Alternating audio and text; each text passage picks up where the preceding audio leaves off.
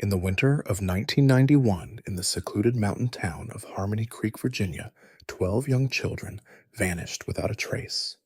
They had left for a field trip on a yellow school bus and never returned home. For 14 long years, the entire town tried to forget, but one mother refused to give up. Though everyone pointed at her, calling her crazy, she searched for her daughter every single day.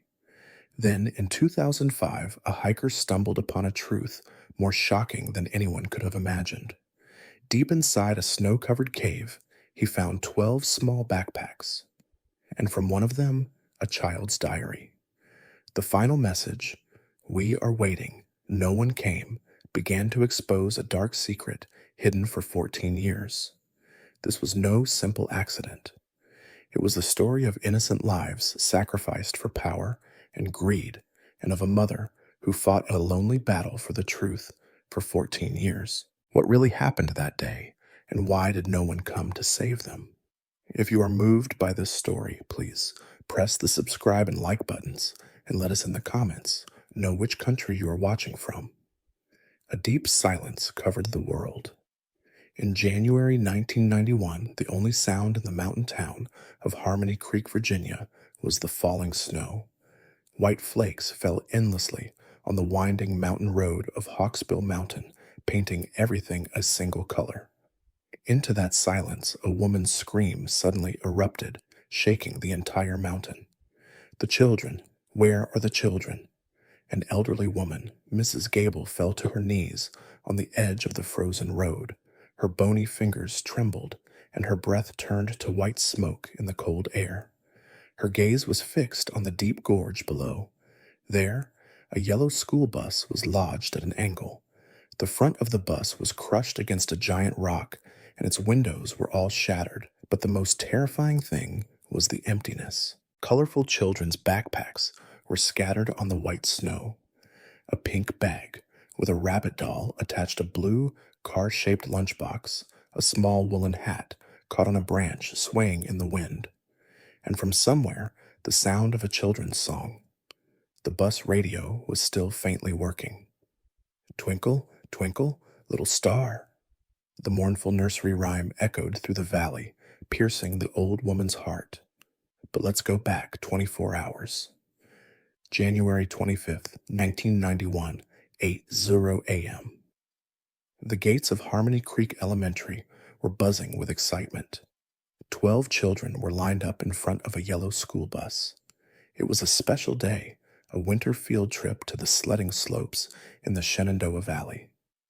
"Jenny, did you take this?" 9-year-old Jenny Sauter's mother, Eleanor, said as she tightened her daughter's scarf one more time. Eleanor's voice was tinged with worry. She had heard the morning weather forecast predict a severe snowstorm warning. "Don't worry, Mom. The teacher is with us." When Jenny smiled brightly and kissed her mother's cheek. At that moment, an inexplicable anxiety crept into Eleanor's heart, but seeing her daughter's innocent smile, she suppressed the feeling. The 12 children boarded the bus.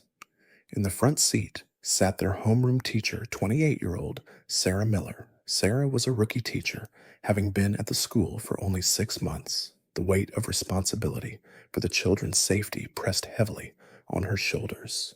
"Kids, make sure your seatbelts are fastened." Sarah's voice was lost in the children's laughter. The bus slowly pulled away. The children marveled at the snow-covered landscape outside the windows, shouting with delight. Jenny breathed on the window, creating a foggy patch, and drew a house with her small finger. Beneath it, she wrote neatly, "Be back soon, Mom." But Sarah was growing increasingly uneasy. The driver, Mr. Dale Harding, was acting strangely. In his mid-50s, Dale was quieter than usual and kept glancing at the rearview mirror, despite the cold beads of sweat formed on his forehead. "Mr. Harding, are you all right?" Sarah asked cautiously. Dale didn't answer. His eyes remained fixed on the road, his hands gripping the steering wheel tightly. Sarah sensed something was wrong, but she couldn't show her anxiety in front of the children. As the bus entered the mountain roads, the weather deteriorated rapidly. The snow began to fall more heavily, and the wind grew stronger, blurring their vision. The children, initially excited, began to look worried. Teacher, we'll get there safely, right? 10-year-old Michael asked in an anxious voice. Of course. Our driver is a seasoned pro, Sarah replied, forcing a smile, but her own heart was sinking with dread. At 3:00 p.m., the school had still not heard from the bus. The principal anxiously kept checking the two-way radio. At the same time, Jenny's mother, Eleanor, was at home preparing dinner. As she cooked her daughter's favorite beef stew, she checked the clock again and again. Normally, by this time, Jenny would be home running into the kitchen shouting, Mom, I'm hungry. At 6:00 p.m., Eleanor's phone rang. Hello, is this Mrs. Sauter, Jenny's mother? It was the school's administrative office. Yes, it is. Ah, we're calling, so you won't worry. The bus is running a little late because of the heavy snow. It should be arriving soon, so please don't be concerned. Eleanor breathed a sigh of relief. Oh, I see. Thank you. But just then, the voice from the evening news on the living room television caught Eleanor's ear. A school bus crash has occurred in the Hawksbill Mountain area. The fire department and police are currently conducting rescue operations. The ladle fell from Eleanor's hand. She ran and knelt in front of the television. The screen showed a snow-covered valley and a twisted yellow bus, and rescue workers recovering something. The camera zoomed in on a small sneaker, a pink sneaker with white laces, the very one Jenny had worn that morning. No, no. Eleanor's voice faded to a whisper, then erupted into a scream. Jenny, my daughter, Jenny. She pressed her face against the television screen and wailed. Jenny's promise from that morning echoed in her ears. Be back soon, Mom. But Jenny didn't come back. No one came back. Eleanor collapsed on the spot, lying on the cold floor. She kept calling her daughter's name as if just calling it would make Jenny answer, as if her voice could reach her daughter. In that moment, Eleanor knew her life would be completely different from this point on. And this was not the end, but the beginning of a long agony. The snow continued to fall through the night. White snow covered everything, the footprints, the traces, and the 12 children. 14 years passed. It was January 2005, the same month the terrible accident had occurred. The streets of Harmony Creek were still quiet, but now it was a different kind of silence. An intentional silence, a calculated amnesia. People no longer spoke of it, as if not speaking of it could make it an event that had never happened. Hawksbill Mountain still stood in its place, but now no one looked up at it. Even children didn't point in its direction and ask questions. It was an unspoken rule the townspeople had created. What should be forgotten is forgotten, and what should be buried remains buried, but the mountain remembered. January 25th, 2005, the exact same day as 14 years ago, a 35-year-old hiker, Ethan Grant, set off for the summit of Hawksbill Mountain at 5:00 a.m. He was a veteran climber whose hobby was to conquer famous mountains across the country. He especially loved winter hiking because the silence and purity of the snow-covered mountains brought peace to his mind. Ethan enjoyed hiking alone. The time he spent facing nature by himself, away from the noise and stress of the city, was like meditation to him. That day was no different. Carrying a heavy hiking backpack and with crampons firmly attached to his boots, he began to slowly ascend the mountain trail. The mountain was a world of pure white. Just like 14 years ago, snow covered everything. White snowflowers bloomed on the tree branches, and the crunching sound of his steps echoed in the quiet mountains. Listening to that sound, Ethan took a deep breath.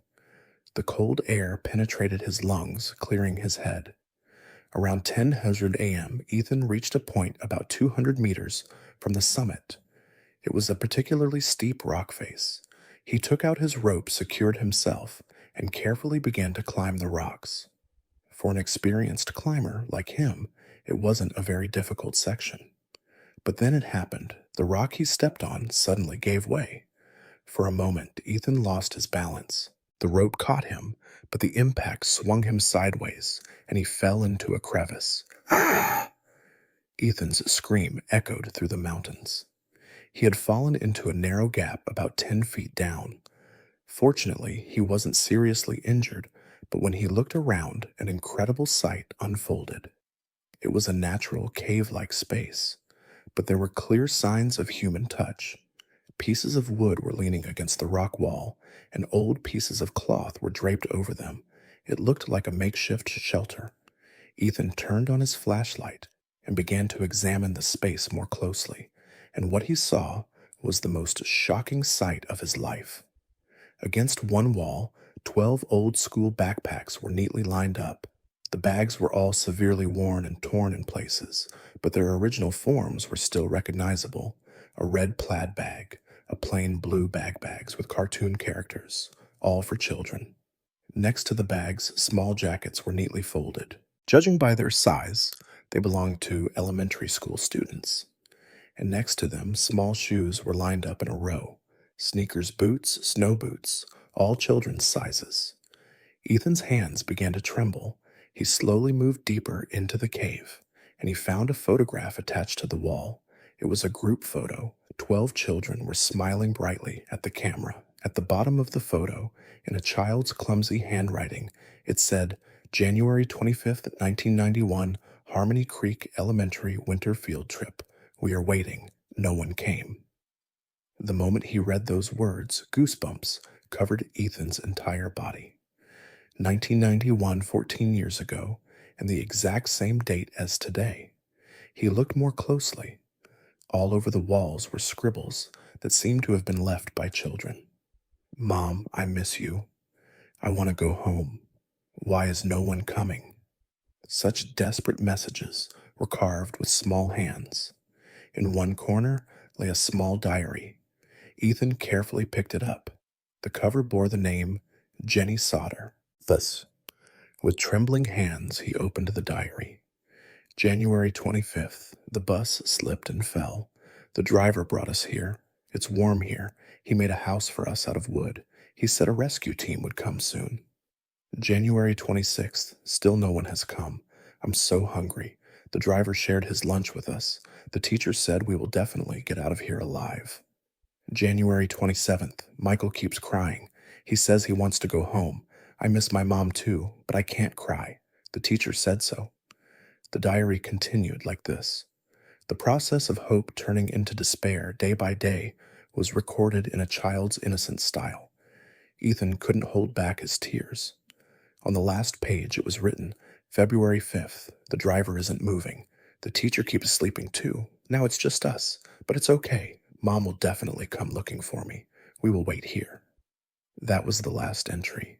Ethan hugged the diary tightly to his chest and cried. For 14 years, these children had been sleeping here alone, unfound, unremembered. He immediately took out his cell phone to report it. But the signal was weak in the mountains. He carefully exited the cave and went down to where he could get a signal. Hello, 911. I've found traces of the children who went missing 14 years ago on Hawksbill Mountain. That one phone call shook the quiet town of Harmony Creek once again. Late in the afternoon, the rescue team and police arrived at the scene. What they found in the cave was the same as what Ethan had seen. 12 backpacks, small clothes, and inside small skeletal remains. The news spread across the country in an instant. Missing children from 14 years ago found in Mountain Cave. The truth of the Harmony Creek school bus tragedy revealed after 14 years. But the reaction of the Harmony Creek citizens was unexpected. Rather than joy or relief, there was more bewilderment and discomfort, because people were already living with the incident forgotten. They were not pleased to have the matter dredged up again. The mayor held an emergency press conference. We deeply mourn this tragic discovery. However, 14 years have passed, and a thorough investigation was conducted at the time. We see no need for further investigation. The current principal of Harmony Creek Elementary expressed a similar position. Of course, it's a regrettable incident, but it's a case that was closed a long time ago. The school did its best at the time, and there's no reason to bring it up again now. But one person was different. Jenny Sauter's mother, Eleanor, the woman who had never given up for 14 years. As soon as she heard the news of the discovery, Eleanor rushed to the scene, now 47.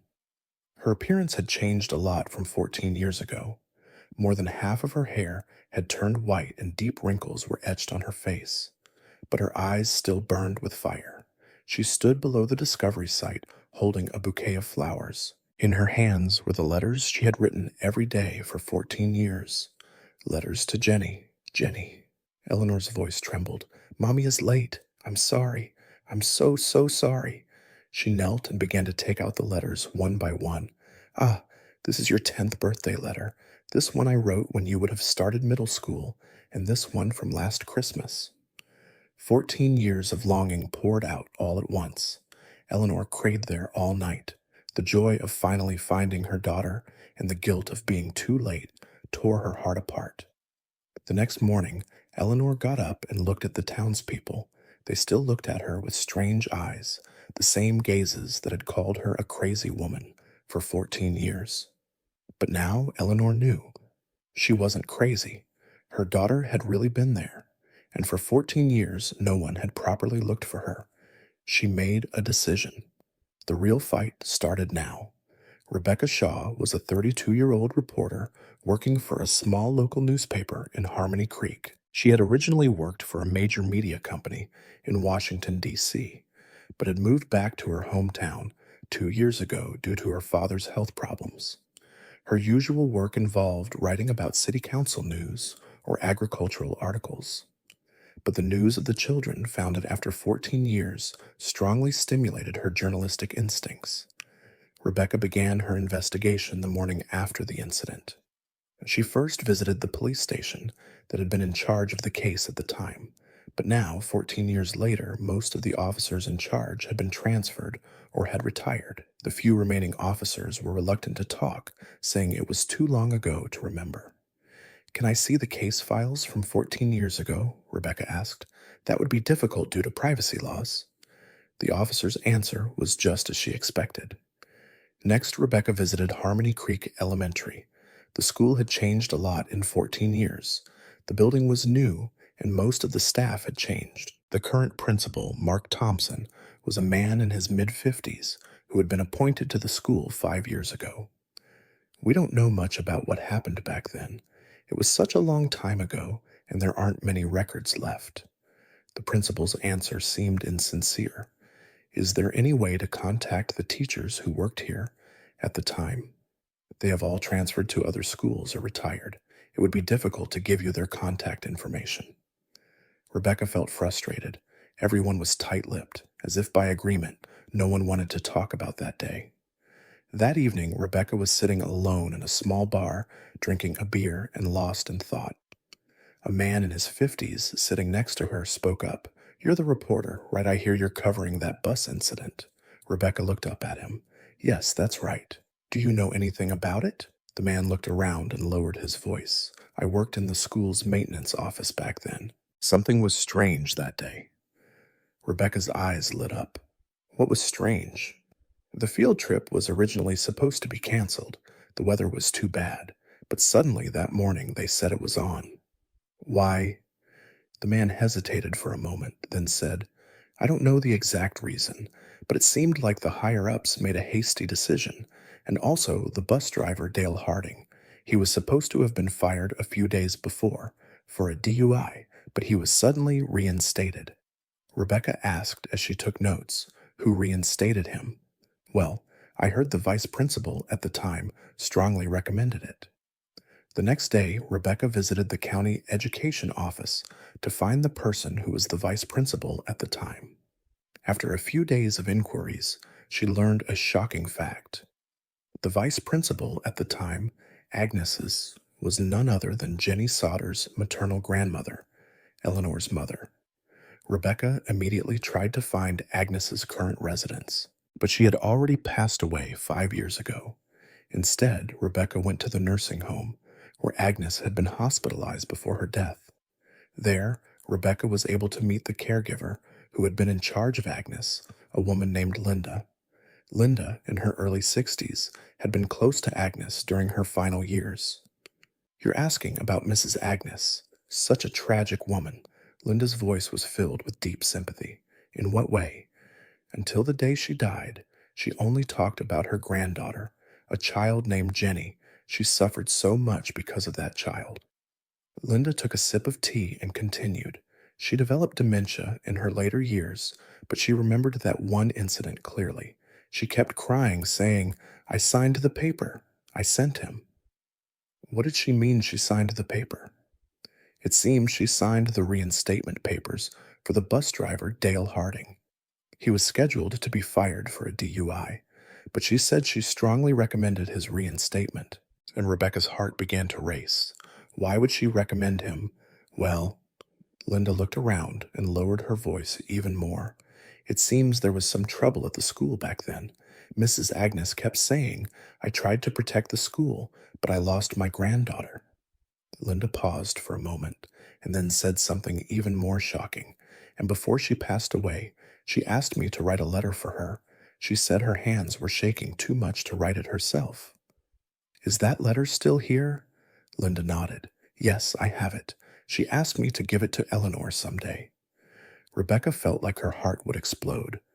Linda took an old envelope from a drawer and handed it to Rebecca. On the envelope in a shaky hand was written, To my daughter Eleanor. With trembling hands, Rebecca took out the letter and began to read. Eleanor, my dear, I am so sorry. By the time you read this, I will be gone from this world. I am finally letting go of the burden I have carried my whole life. In 1991, on that day, the school had decided to cancel the field trip because of the snow. But the principal suddenly changed his mind. He said they had already made a promise to the parents and had to keep it. The truth was, it was because of an audit from the Board of Education. They were scheduled to inspect the school's budget usage that day, and there were parts that could become problematic if the children were at school. The driver, Dale Harding, had received a termination notice for a DUI a few days prior, but there was no time to find another driver. The principal told me to sign the reinstatement recommendation. I refused. The man had always been problematic, and he seemed especially mentally unstable. But the principal called me into his office and said, Mrs. Agnes, I looked into the family your daughter married into. They have a lot of debt. Her husband's business failed, and there are rumors you helped them personally with our school budget. It was blackmail. I had no choice but to sign. It was to protect my daughter and my granddaughter, but because of that, I sent our Jenny, my granddaughter. The handwriting in the letter was blurred here. It seemed to be from tears. After that, it was written, Eleanor, I am so sorry. While you were being called a crazy woman for 14 years trying to find Jenny, it was I, your mother, who sent her down that path. It is unforgivable, but I wanted to at least tell you the truth. Rebecca cried as she read the letter. The truth from 14 years ago was slowly being revealed. That evening, Rebecca went to see the Eleanor. Eleanor was still living alone in a small studio apartment. Jenny's photos were all over the room, and the diaries she had written for 14 years were packed tightly on a bookshelf. I brought a letter from your mother, Rebecca said gently. Eleanor took the letter and stared at it for a long time. Then she slowly began to read. As she read, her face grew pale. After finishing the letter, Eleanor was silent for a long time. Then she burst into tears. But they were not tears of sadness. They were tears of rage. So it was all a lie. Eleanor's voice trembled. For 14 years, they treated me like a crazy woman while hiding the truth. At the same time, Eleanor's son Leo was coming home from his college classes. Now 20, Leo harbored deep resentment towards his mother for living her life thinking only of his sister Jenny. To him, his mother was a stubborn person who couldn't accept reality. Entering the house, Leo saw his mother crying and sighed. Are you crying about Jenny again? Leo, Eleanor looked at her son. Your mother wasn't wrong. What are you talking about? Eleanor handed the letter to Leo. Read this. Your grandmother wrote it. At first, Leo took the letter nonchalantly, but as he read, his expression hardened. After finishing the letter, Leo looked at his mother. So it was really Grandma who... Yes, your sister had no reason to die, but she died because of the selfishness of adults. For the first time, Leo began to understand his mother's persistence. For 14 years, everyone told her to give up, but only his mother didn't. And in the end, his mother was right. Mom, Leo's voice trembled. I'm sorry. I I didn't know. Eleanor hugged her son and said, It's okay. Now we have to uncover the truth together for Jenny. That night, for the first time in a long time, Eleanor slept soundly, because for the first time in 14 years, she had the certainty that she wasn't crazy, and she had to conserve her strength for the real fight that was about to begin. In the winter of 1992, exactly 1 year after the accident, on a snowy day in February, Eleanor stood in front of Harmony Creek Elementary, dressed in a black suit. In her hand was a photo of Jenny, and a single white carnation was pinned to her chest. It was snowing exactly like that day a year ago, but this time no one was with her. The school gate was firmly shut. Eleanor pressed the intercom. This is Jenny Sauter's mother. I've come to collect my child's belongings. Ah, uh, please wait a moment. A few minutes later, the principal at the time, Mr. Peterson, appeared. He was a man in his early 60s and looked uncomfortable seeing Eleanor. Ma'am, as I've already told you, all the children's belongings have been disposed of. There's nothing left. That can't be true. Jenny's desk, her locker.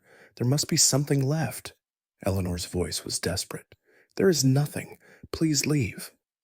Mr. Peterson turned to leave, without even finishing his sentence. Just then, Eleanor grabbed his arm. Please, Mr. Principal, I just want to see my daughter's last traces. Even a pencil and eraser would be fine. Let go of me. This matter is closed. If you keep this up, I'll call the police. But hearing his words, Eleanor's hand fell limp. Mr. Peterson hurried back inside the school, slamming the gate shut. Eleanor was left alone in front of the cold iron gate. She sank to the ground.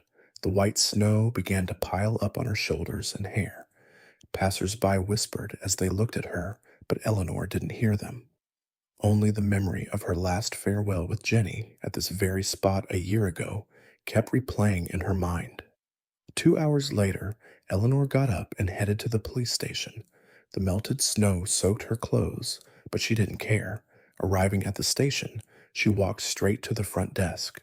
Please reinvestigate the case, Eleanor said in a desperate voice. The officer on duty, Sergeant Miller, looked up at Eleanor. He was a veteran cop in his mid-40s, but his attitude towards Eleanor was cold. Ma'am, as I've told you several times, that case is closed. There's nothing more to investigate. But you never found her body. How can it be closed when I don't even know where my daughter is? It was an accident, an unavoidable accident caused by a natural disaster. The other families have all accepted it, only you. Even if others give up, I can't. She's my daughter. As Eleanor's voice grew louder, people around them began to stare. The sergeant, annoyed, said, Ma'am, you need to accept reality. The absence of a body doesn't mean the child is alive. In the mountains, wild animals, or swept away by the creek. No, don't say that, Eleanor screamed. Ma'am, this is unacceptable. If you continue, I'll have to charge you with obstruction. Hearing this, Eleanor's whole body trembled. The very people who were supposed to help her were all turning their backs. Overwhelmed with helplessness, she left the police station. On her way home, Eleanor couldn't escape the stares of the townspeople. They shook their heads or clicked their tongues at her. That woman's still at it. Why can't she accept that her child is dead? I heard her husband left her. No wonder. Those words pierced Eleanor's heart. It was true, her husband Frank had left the house 6 months ago. He had handed her divorce papers, saying he could no longer bear his wife's morbid obsession. Eleanor Jenny is gone. Accept reality. We have Leo too, were Frank's last words.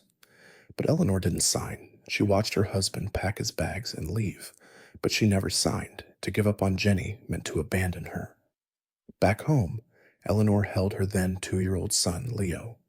Leo smiled innocently at his mother's face, but even that smile brought guilt to Eleanor. The thought that she was neglecting Leo because she was so focused on finding Jenny consumed her. Leo, I'm sorry. Mommy will find your sister, I promise, Eleanor whispered.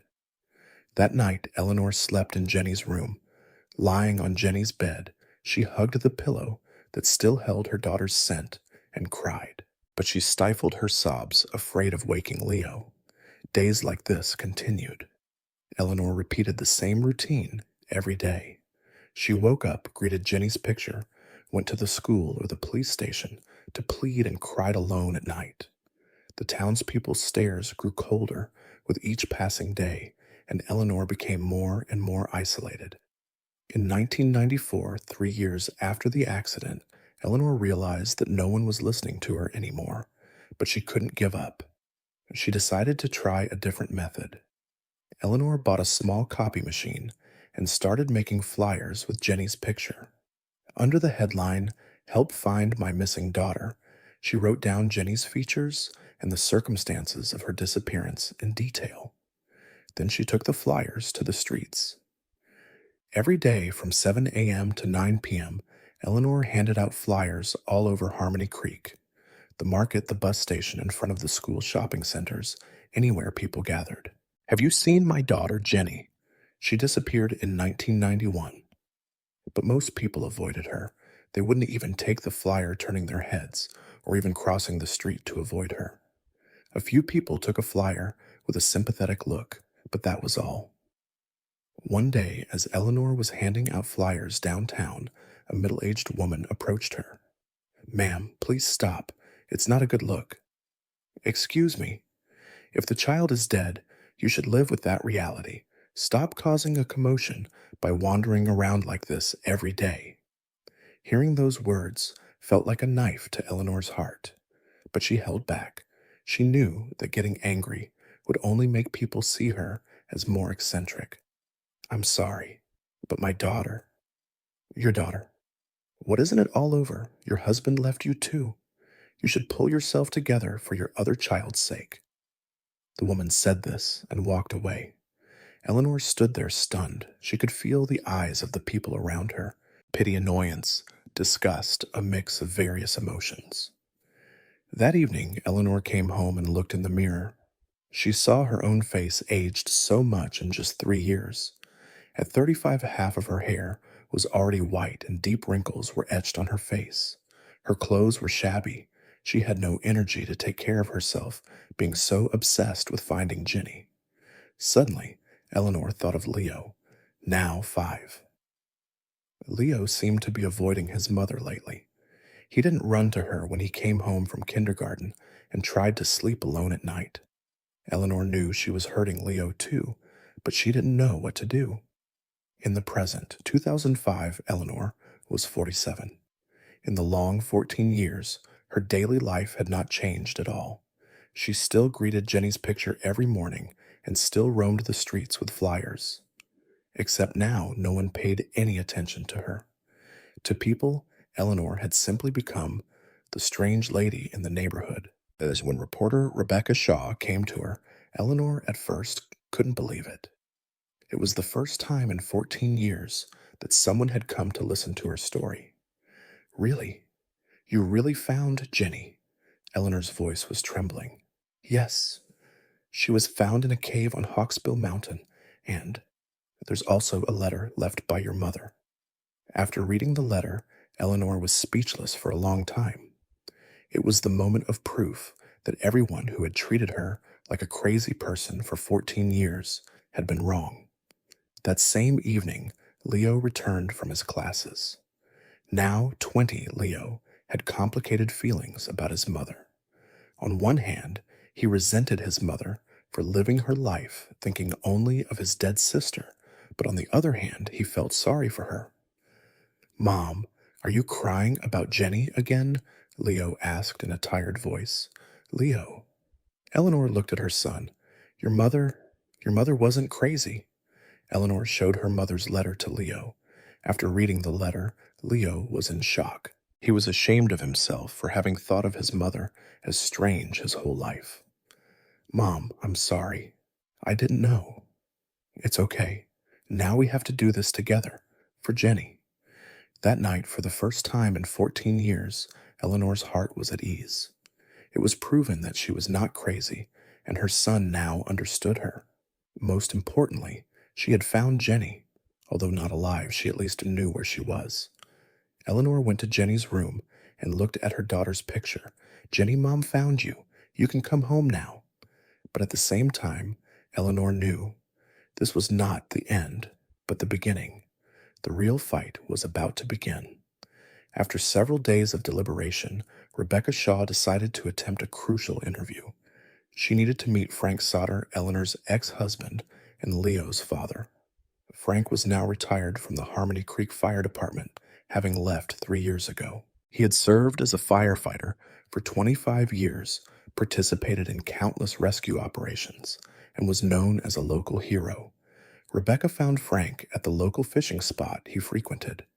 A cold February wind was blowing, but Frank sat alone by the riverbank, his fishing line cast.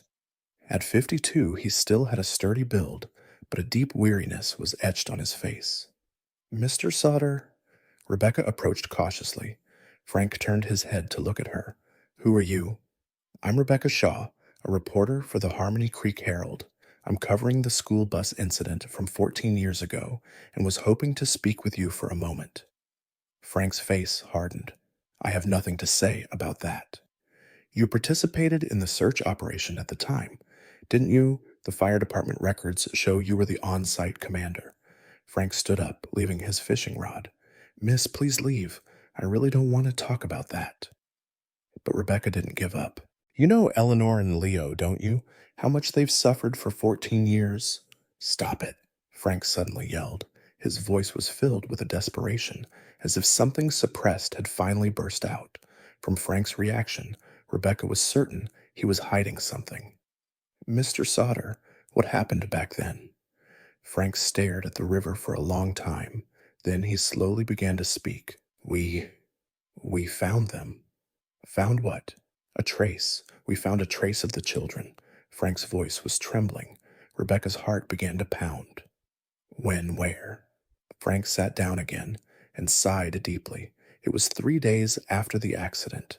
January 28th, 1991, our rescue team was searching the Hawksbill Mountain area when we spotted strange smoke. Smoke.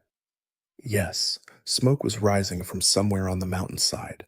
It wasn't natural smoke. It looked like someone had lit a fire. We headed in that direction. Frank paused for a moment, then continued. When we got there, it was an unbelievable sight. A small bonfire was burning at the entrance of a cave, and children's clothes were spread out nearby. "So the children were alive then?" Frank's voice grew even quieter. "At least a few of them must have been. We heard a faint voice from inside the cave." Rebecca was shocked. "Then why?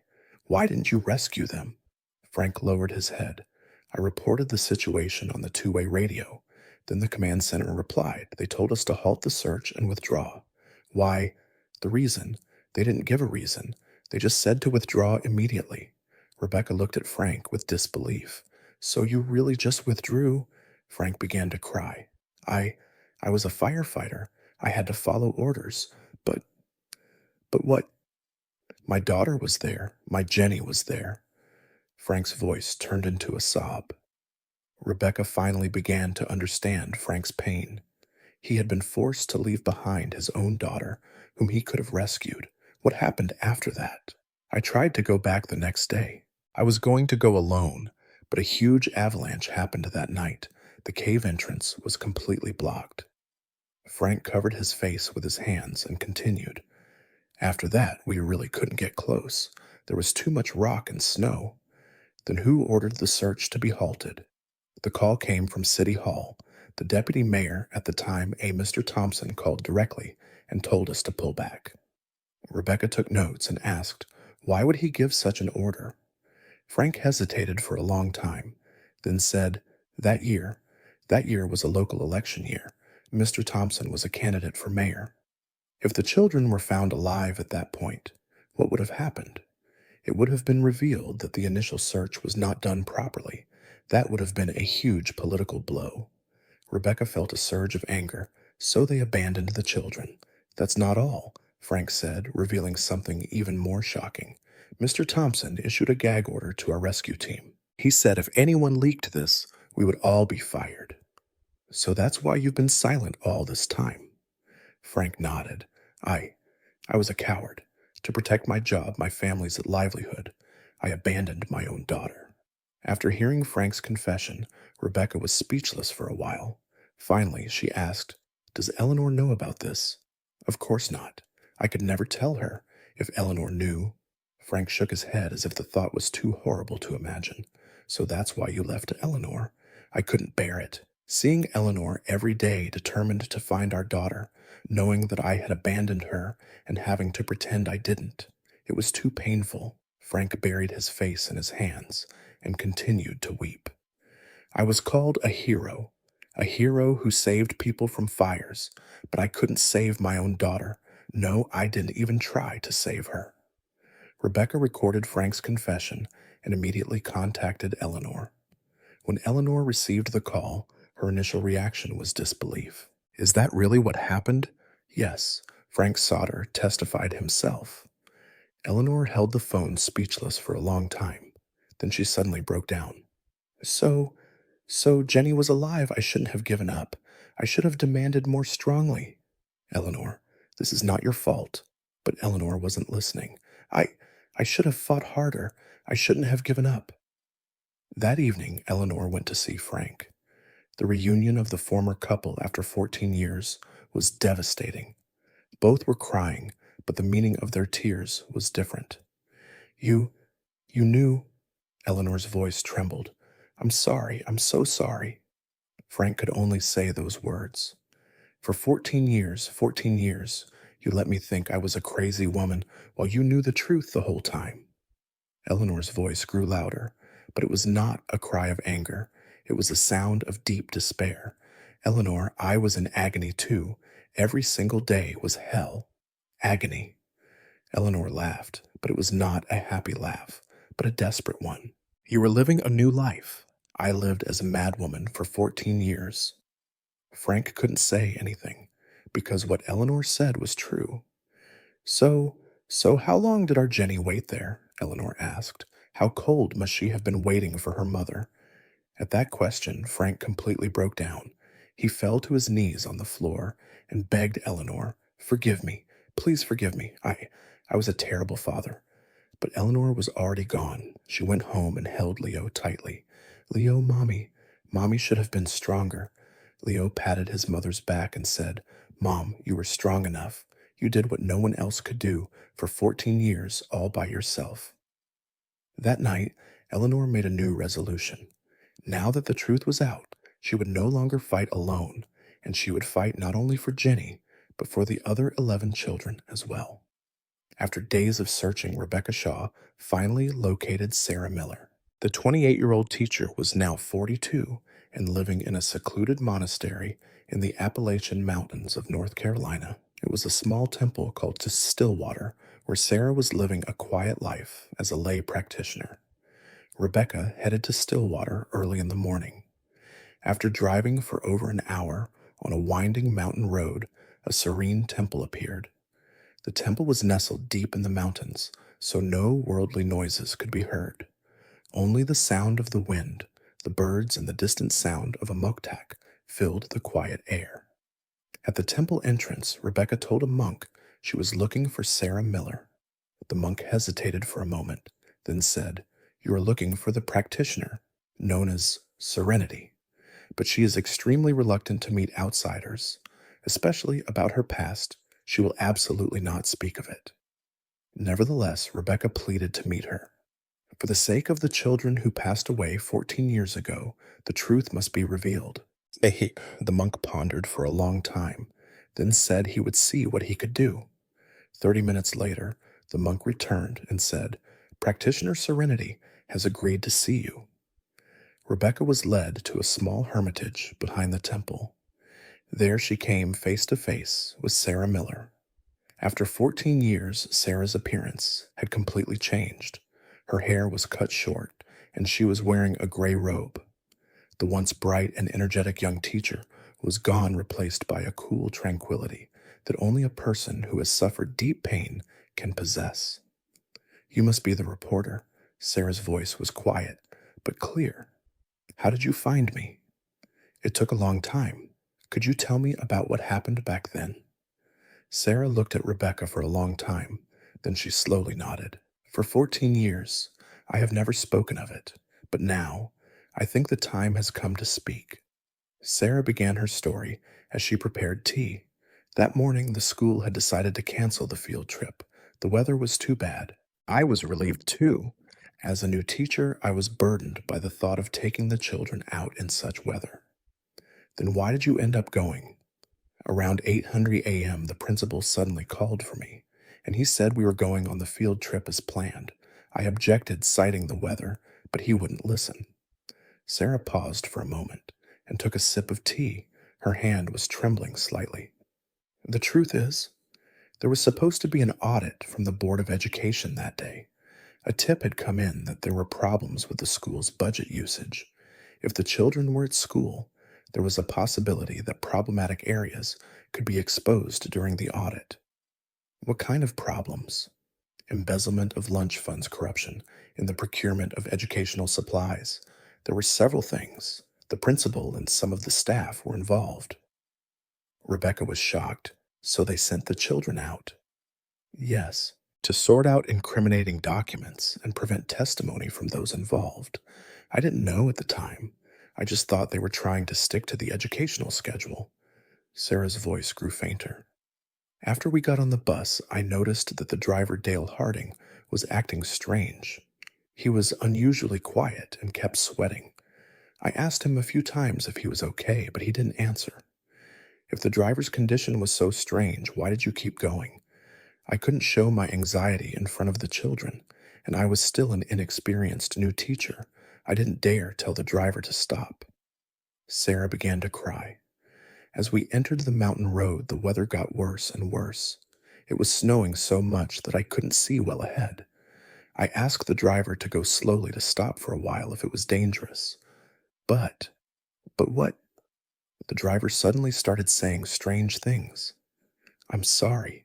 I'm so sorry, he kept muttering. He was driving as if possessed by something. But Sarah wiped her tears with a handkerchief and continued. The accident happened around 2:00 p.m. The bus started to slip on a curve. I yelled at the children to get down on the floor, and Sarah's voice broke. She couldn't speak for a long time. The bus rolled down the hill. It rolled over and over. All the windows shattered, and I lost consciousness. What was it like when you woke up? It was night. I woke up because of the cold. My body ached all over, but I wasn't seriously injured. But the children were all hurt. Sarah could no longer speak and began to sob. The driver was already gone, and among the children some were so badly injured that Rebecca asked gently, how many were alive? At first about 8 of them were alive. The rest, Sarah couldn't say more. What happened after that? I moved the children to the cave. I brought what I could from the bus wreckage and made a temporary shelter. Chairs, desks. I used everything. Sarah took a deep breath and continued. I lit a bonfire to keep warm, and I tried to hold on until the rescue team came. The children were scared at first, but I kept telling them that help was coming soon. How long were you there? A week. No, it must have been longer. I don't remember exactly, but during that time, Sarah started crying again. With each passing day, the children left us one by one because of the cold injuries and lack of food. How did you survive? I held on until the very end, even after all the children were gone for a few more days. Then, when I thought I really couldn't hold on any longer, I miraculously saw a hiker passing by. Sarah's hands trembled as she continued. He rescued me, but I couldn't tell the truth. Why, that hiker told me, this incident must never be revealed to the public. If it is, you will be in trouble too. Rebecca asked in surprise. Who is that hiker?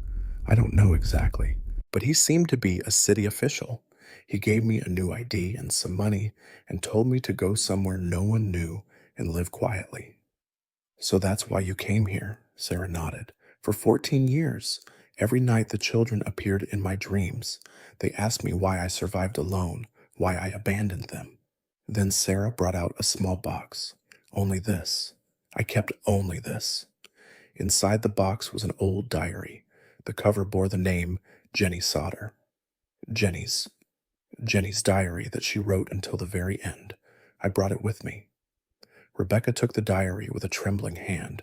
She opened the last page and saw in a child's clumsy handwriting, "The teacher is crying with us." I think she's scared too, but my mom will definitely come looking for me. I believe that. Teacher, please don't be so sad. Rebecca couldn't hold back her tears as she read the words. Sarah was crying with her. Jenny. Jenny comforted the other friends until the very end. At that young age, she was more mature than the adults. Sarah took the diary back and said, "I have to return this to Mrs. Sauter now, and I have to ask for her forgiveness." "Are you going to meet Mrs. Sauter?" "Yes. It's 14 years late, but it's the only thing I can do." Rebecca headed back to Harmony Creek with Sarah. The people who needed to know the truth were waiting. For several days, Rebecca Shaw couldn't sleep properly, preparing for the public hearing to be held in the auditorium of Harmony Creek City Hall. This meeting to reveal the truth of the school bus incident from 14 years ago was not just a press conference. It was to be a historic moment that would bring the buried truth to the world. February 25th, 2005, 2:00 p.m. An hour before the hearing began, citizens started flocking to the auditorium. The 300-seat hall was filled in an instant, and those who came late had to stand in the aisles and at the entrance. The whole town was abuzz with the news that the story that had been taboo for 14 years was finally going to be revealed. Eleanor was sitting in the front row, dressed in a black suit. Next to her, her 20-year-old son Leo sat holding his mother's hand tightly. In Eleanor's hand was the last photo of Jenny, which she had cherished for 14 years. In the photo, Jenny was smiling brightly, but Eleanor's face was tense with nervousness. In the back of the auditorium, Sarah Miller sat quietly. It was the first time she had set foot in Harmony Creek in 14 years. Dressed in a gray pantsuit, she looked as fragile as a ghost. In her hands was Jenny's diary, which she had gathered the courage to bring here to give to Eleanor. Meanwhile, city and school officials couldn't hide their discomfort. The current mayor of Harmony Creek, Mr. Thompson, was the very person who, as deputy mayor at the time, had ordered the search to be halted. Surrounded by reporters, he expressed his displeasure, asking what meaning there was in digging up the past. At 2:00 p.m. sharp, Rebecca Shaw stood at the podium. The auditorium instantly fell silent. More than 200 people held their breath and looked at her. "Everyone this gathering today is for the 12 children we lost 14 years ago." Rebecca's voice was trembling but clear, and it is also for a mother who searched for the truth alone for 14 years.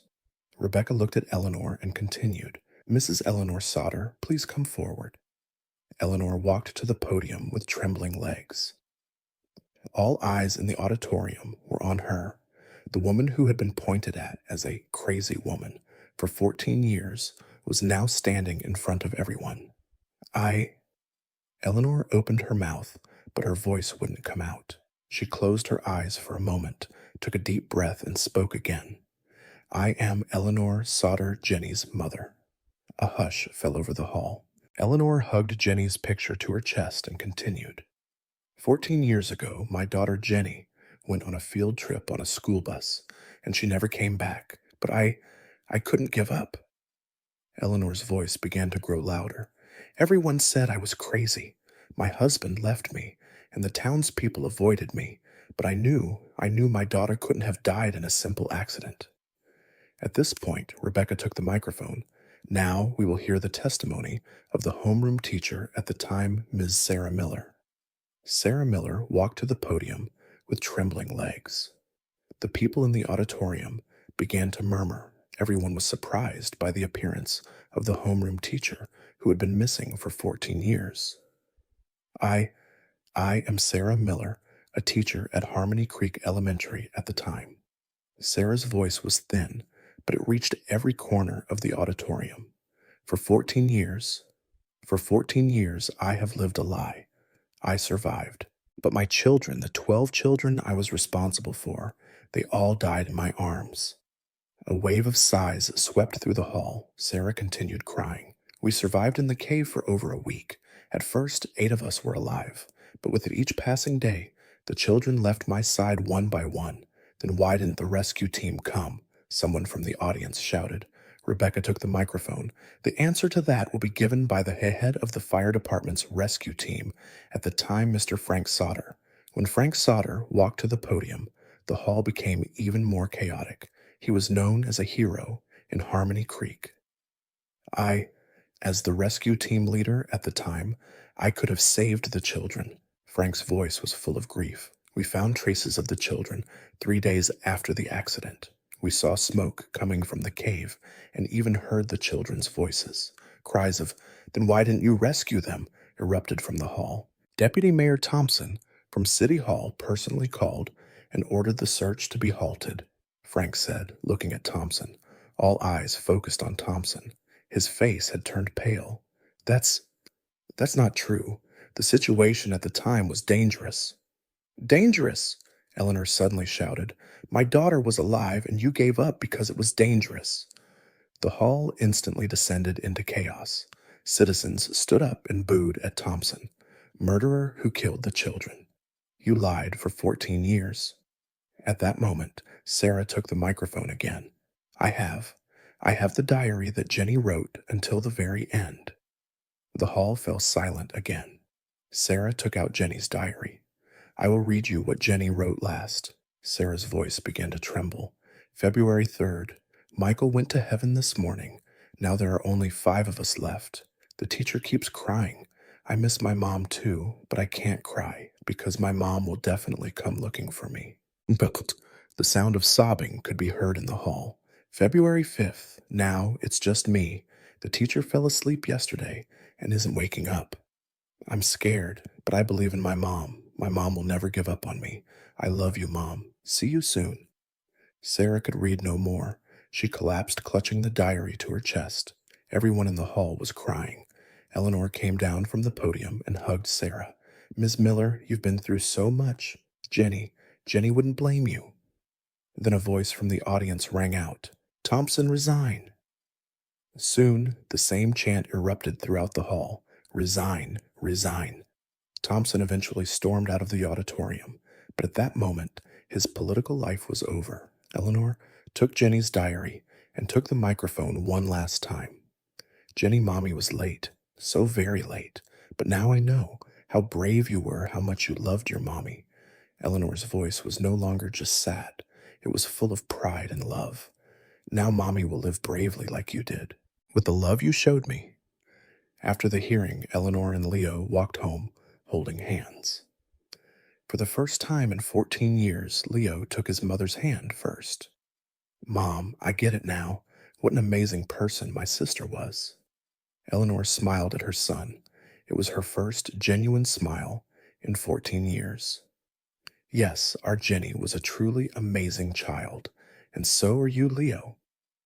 That night in every home in Harmony Creek, parents hugged their children a little tighter, and they quietly prayed, remembering the 12 children who had disappeared 14 years ago. Spring arrived. In April 2005, it felt as if a true spring had come to Hawksbill Mountain for the first time in 14 years.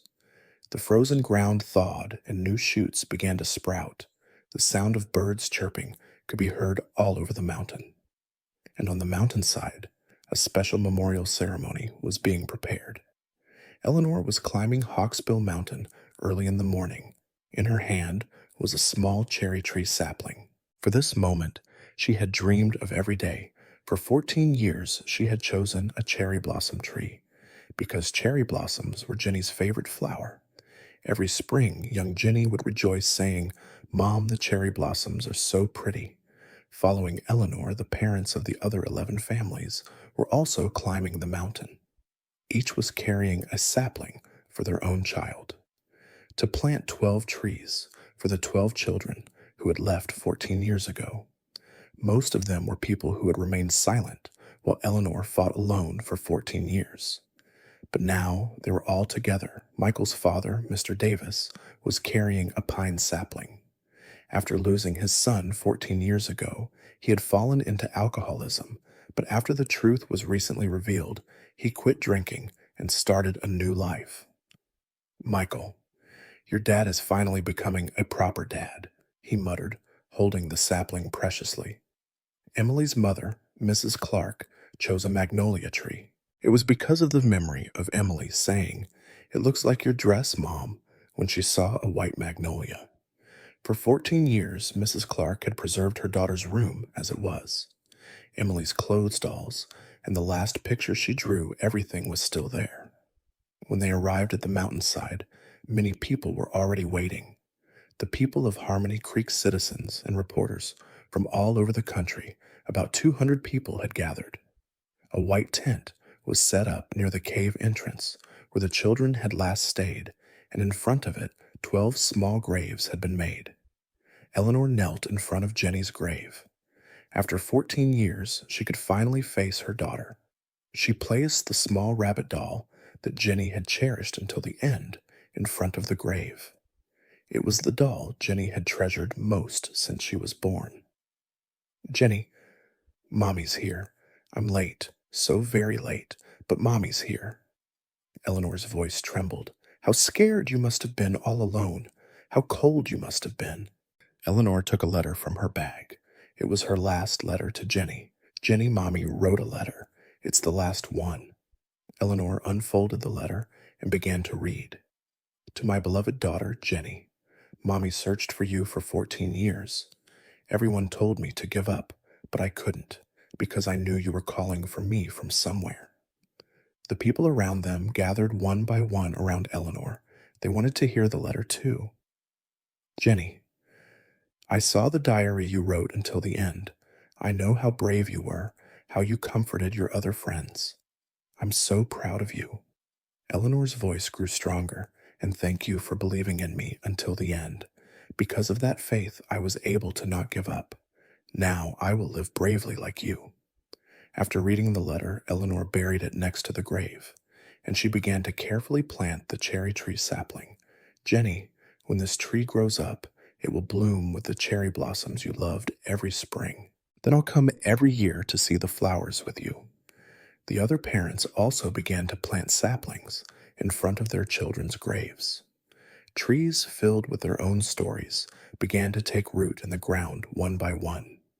Sarah Miller was also there. She came to this place to relieve, even if just a little, the guilt she had carried for 14 years.